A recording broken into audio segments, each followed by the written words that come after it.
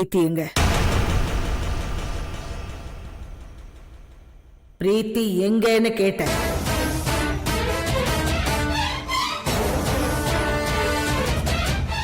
Commissioner madam, பிரீத்தின்ற பொண்ணை கடத்தி கூட்டிட்டு வந்து கட்டாய கல்யாணம் பண்ணி வைக்க போறதா உங்க மேல கம்ப்ளைண்ட் வந்திருக்கு. சார், நீங்க தப்பா புரிஞ்சிட்டு இருக்கீங்க. பிரீத்தி மேஜர் பொண்ணு. அவ விருப்பம் இல்லாம அவளுக்கு எப்படி சார் கல்யாணம் பண்ண முடியும்?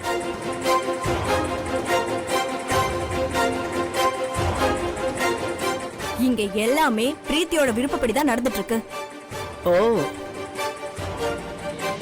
இத பாருங்க, எனக்கு எல்லாம் தெரியும். மரியாதையா பிரீத்தியை விட்டுட்டு ஓடி போயிடுங்க. அவ என் பொண்ணு மாதிரி. அவளுக்கு ஏதாவது தப்பு பண்ணணும்னு நினைச்சீங்க, அவ்வளவுதான். என்ன சார் இது? நான் ஒரு NRI. பிரீத்தி எங்க வீட்டு பொண்ணு. அவளை தேடி வந்து கூட்டிட்டு போறோம். அத தடுக்க இவங்க யாரு?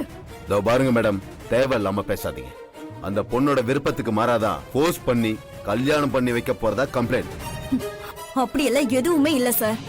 அத நீ சொல்லாத. அப்ப யார் வந்து சொன்னா நம்புவீங்க? பிரீத்தி வந்து சொன்னா நம்புவீங்களா? கேளுங்க சார், பிரீத்தி வந்து எல்லாம் என் விருப்பப்படிதான் நடக்குதுன்னு சொன்னா இவங்க ஒத்துக்குவாங்களா?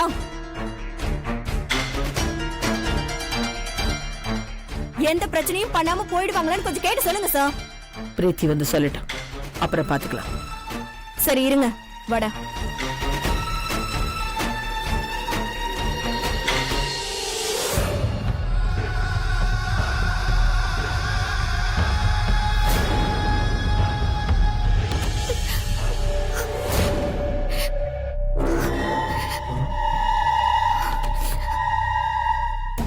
என்ன வந்த இடத்துல வெயிட்டா யாரையோ புடிச்சிட்ட போல.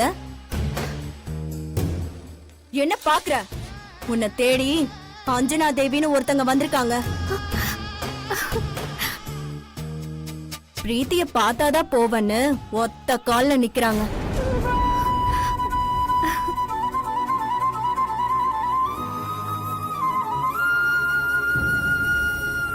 ரொம்ப சந்தோஷப்படாத. அவங்களால கூட உன்னை என்கிட்ட இருந்து காப்பாத்த முடியாது.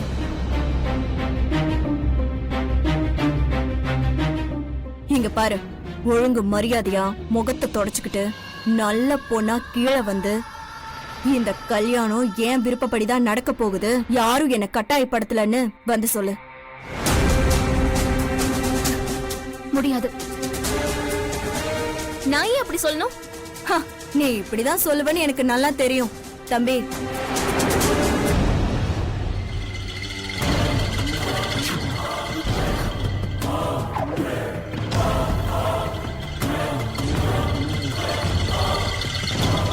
என்ன சுட போறீங்களா? சுடுங்க. நீங்க என்ன கொன்னாலும் நான் அப்படி சொல்ல மாட்டேன். உன்னை யாரு சுட போறா?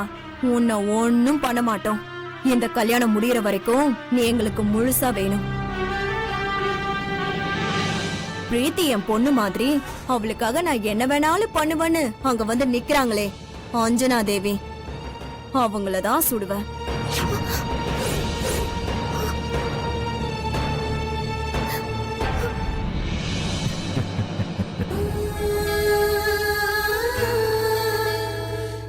டேய், இவ மட்டும் கீழே வந்து மாத்தி ஒரு வார்த்தை சொன்னான்னு வெச்சுக்கோ. இல்ல கண்ண அசைச்சா கூட கொஞ்சம் கூட யோசிக்காம அவங்கள சுற்று. இங்க பாரு, நீ ஜெயிலுக்கு போயிடுவனால யோசிக்காத. அக்கா, நான் உன்னை வெளியில கொண்டு வந்துருவேன். அக்கா, எனக்கு என்னக்கா பயம்? நீ சுடுன்னு சொன்னா சுட போற.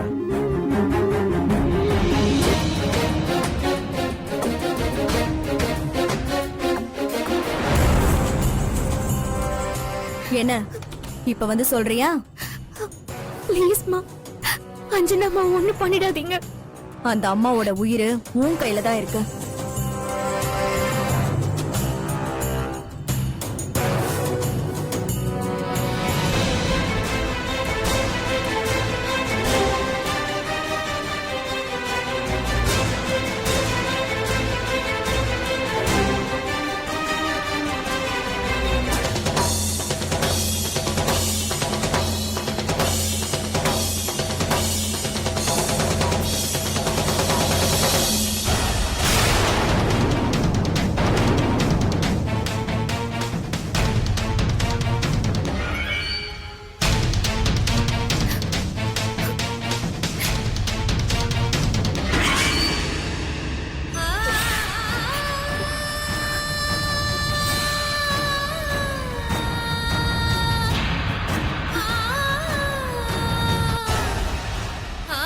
நீ எதுக்கும் பயப்படாத, நான் இருக்கேன். தைரியமா சொல்லு. உனக்கு இந்த கல்யாணத்துல கொஞ்சம் கூட விருப்பம் இல்லைல்ல?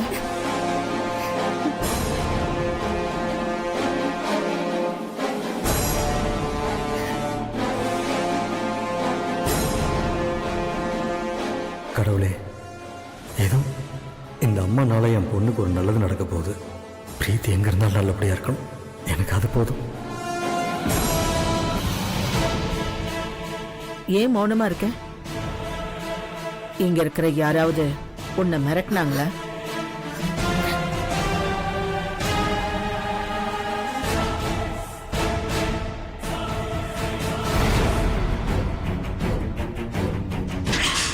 பிரீத்தி, எதுவா இருந்தாலும் பயப்படாம சொல்லு.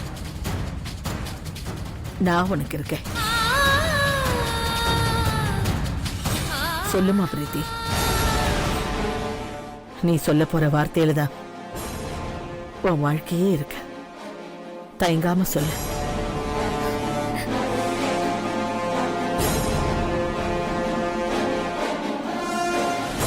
டேய், இவ மட்டும் கீழே வந்து மாத்தி ஒரு வார்த்தை சொன்னான்னு வெச்சுக்கோ.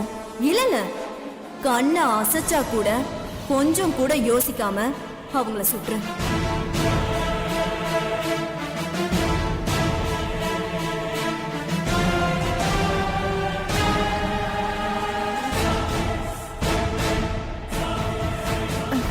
இல்ல, இந்த கல்யாணம் ஏன் விருப்பத்தோட தான் நடக்குது.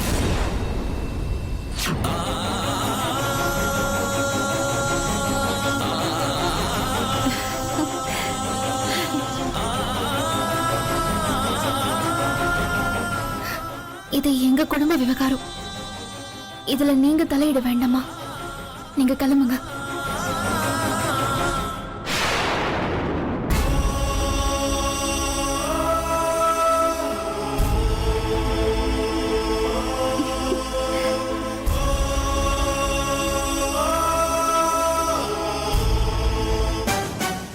இல்ல, இதுல ஏதோ குழப்பம் இருக்க. பிரீத்தி என்கிட்ட இப்படி எல்லாம் பேச மாட்டா. என்ன சார், அதான் அவளே வந்து சொல்லிட்டாள்ல. அப்புறம் எதுக்கு இன்னும் சும்மா இங்கே நின்னுட்டு இருக்கீங்க? கிளம்ப வேண்டியதானே? இல்ல சார், பிரீத்தி அந்த மாதிரி பேசுற பொண்ணே கிடையாது. சார், அவ்வளவுதான் மரியாதை. இதுக்கு மேல பிரச்சனை பண்ணீங்கன்னா நான் இந்தியன் எம்பசிக்கு கால் பண்ணி அப்புறம் ஹெல்ப் கேட்க வேண்டியதா இருக்கும். சாரி மேடம், நாங்க கிளம்புறோம்.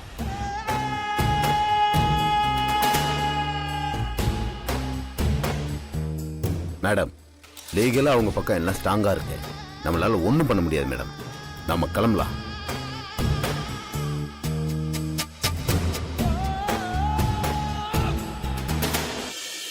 ஒரு நிமிஷம். நாளைக்கு காலையில என் பொண்ணு பிரீத்திக்கும் என் தம்பிக்கும் கோவில்ல கல்யாணம் நடக்க போகுது. மறக்காம நீங்க வந்து கலந்துக்கிட்டு சாப்பிட்டுட்டு தான் போகணும். இப்ப நீங்க கிளம்புங்க.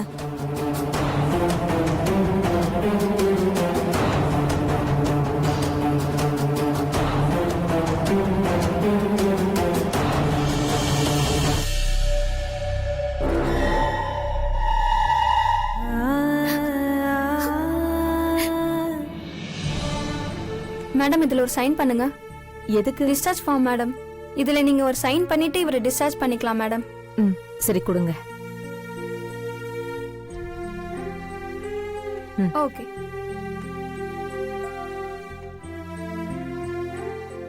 சித்தி, பாட்டி பிரீத்தி கூட்டிட்டு வந்துருவாங்களா? கண்டிப்பா கூட்டிட்டு வந்துருவாங்க, பயப்படாம இரு.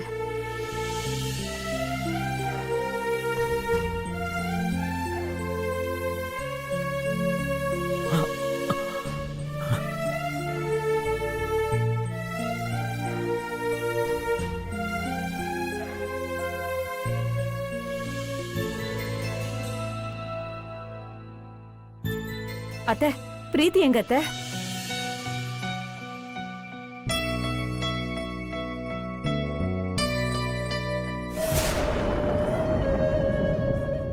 அத்தை, பிரீத்திய பாத்தீங்களா இல்லையா? பிரீத்திய பார்த்தேன், ஆனா அவ நாம தேடி போன பிரீத்தியா இல்ல.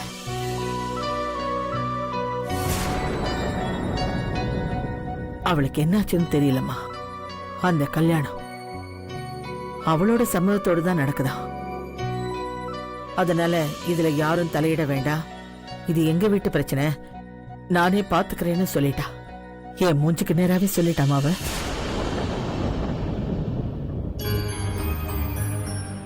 அவளே அப்படி சொன்னதுக்கு அப்புறம் என்னால ஒண்ணும் பண்ண முடியல. அத்தை, பிரீத்தி அப்படி சொல்லுவான்னு நீங்க நம்புறீங்களா? நம்ம கஷ்டமா தான் இருக்கு. ஆனா என் முகத்தை கூட பார்க்காம அவ சொல்லிட்டு நேரா போயிட்டா. இல்ல அத்தை, நான் நம்ப மாட்டேன். பிரீத்தி தான் மனசார அப்படி சொல்லியிருக்க மாட்டா. ஏதோ நடந்திருக்கத்த, யாரோ என்னவோ சொல்லி மிரட்டி அப்படி சொல்ல வச்சிருக்கணும். எனக்கும் அந்த சந்தேகம் இருந்துச்சு. ஆனா அவ மேஜ், அவ வாயால இப்படி போலீஸ் கிட்ட சொன்னதுக்கு அப்புறம் நாம எதுவுமே பண்ண முடியாது. நம்ம கைய கட்டி போட்டுட்டா அவ. அதான் என்ன பண்றதுன்னு தெரியாம முழிச்சிட்டு இருக்க. இதுல யோசிக்க என்னத்த இருக்கு? அவ ஏதோ நிர்பந்தத்தாலதான் அப்படி பேசியிருக்கான்னு தெரியும். அப்படி தெரிஞ்சிருந்தோம் நம்ம சும்மா இருக்க கூடாதத்த. விக்ரம் போய் பார்த்து பிரீத்திய கூட்டிட்டு வரட்டும் அத்த.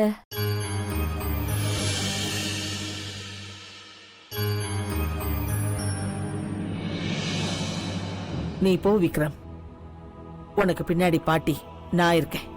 நீ எதை பத்தியும் கவலைப்படாத. போய் பிரீத்தியை கூட்டிட்டு வா.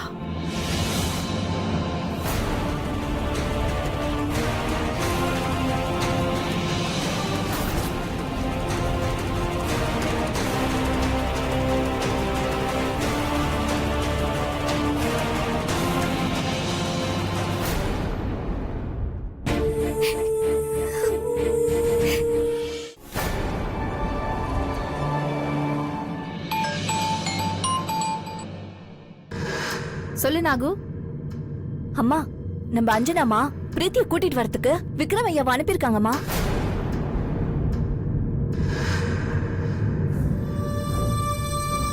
அவனுக்கு தான் அடிபட்டு இருக்குல்ல? ஐயோ, அடியெல்லாம் பெருசா ஒண்ணும் இல்லம்மா. டாக்டர் உடனே கிளம்ப சொல்லிட்டாரு. சரி, வரட்டும், நான் பாத்துக்கிறேன். சரிங்கம்மா. என்னாச்சு?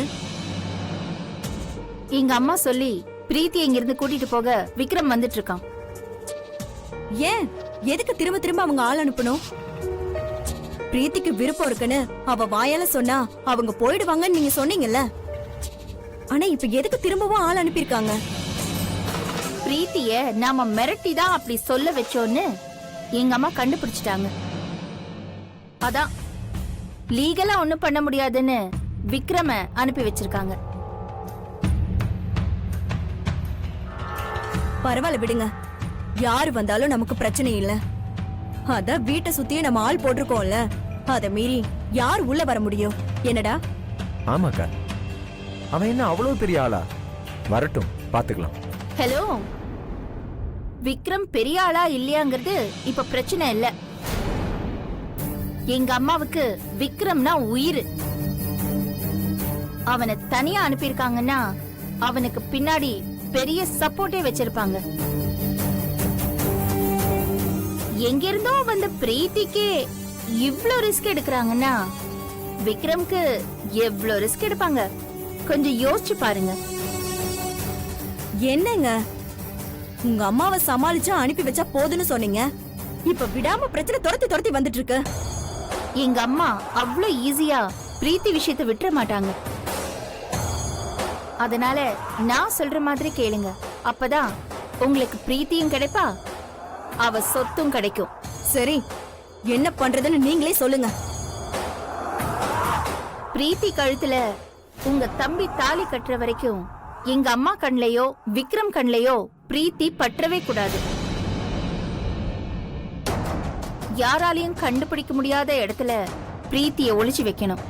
அப்படி இல்லைன்னா ஏதாவது ஹோட்டல்ல ரூம் போட்டு அவளை அடைச்சு வைக்கணும். அதெல்லாம் ஈஸியா கண்டுபிடிச்சிருவாங்க. நீங்க எங்க போனாலும் எங்க அம்மா கண்ணில் பற்றுவீங்க. அவங்க இந்நேரம் எல்லா இடத்துலயும் பிரீத்திய பத்தி சொல்லி அலர்ட் பண்ணி வச்சிருப்பாங்க. அதனால எங்க அம்மாவுக்கு சந்தேகம் வராத மாதிரி ஏதோ ஒரு இடத்துல தான் பிரீத்திய மறைச்சு வைக்கணும். எங்க வைக்கலாம்?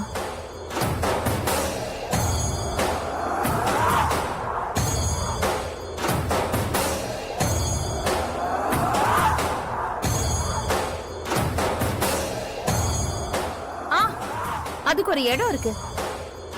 அவளை எங்க வீட்டுக்கு கூட்டிட்டு போயிடுறேன். என்னங்க சொல்றீங்க? ஆமா, அதுதான் சேஃபான இடம்.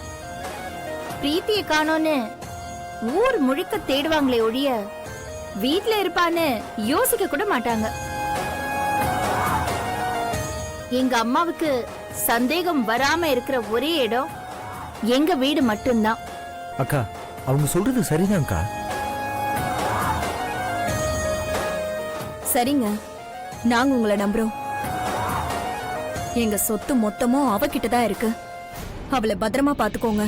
கவலையே படாதீங்க. நாளைக்கு காலையில பிரீத்திய கோவில்ல கொண்டு வந்து சேர்க்க வேண்டியது ஏன் பொறுப்பு. சரிங்க.